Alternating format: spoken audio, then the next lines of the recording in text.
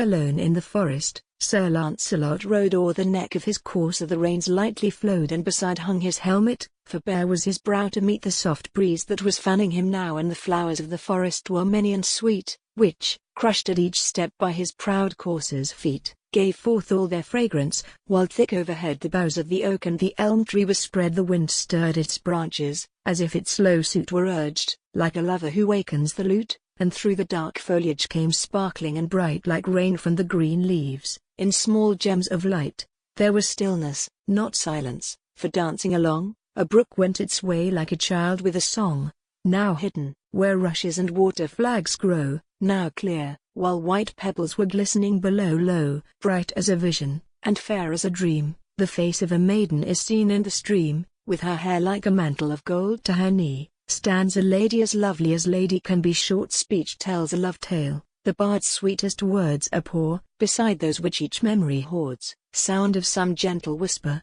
the haunting and low, such as love may have murmured long, long ago. She led him away to an odorous cave, where the emerald spars shone like stars in the wave, and the green moss and violets crowded beneath, and the ash at the entrance hung down like a wreath. They might have been happy, if love could but learn a lesson from some flowers, and like their leaves turn round their own inward world, their own lone fragrant nest, content with its sweetness, content with its rest. But the sound of the trumpet was heard from afar, and Sir Lancelot rode forth again to the war, and the wood nymph was left as a woman will be, who trusts her whole being, oh, false love, to thee. For months, every sunbeam that brightened the gloom, she deemed was the waving of Lancelot's plume. She knew not of the proud and the beautiful queen, whose image was treasured as hers once had been. There was many a fair dame, and many a knight, made the banks of the river like fairyland bright, and among those whose shadow was cast on the tide, was Lancelot kneeling at Ginevra's side with purple sails heavily drooping around the mast,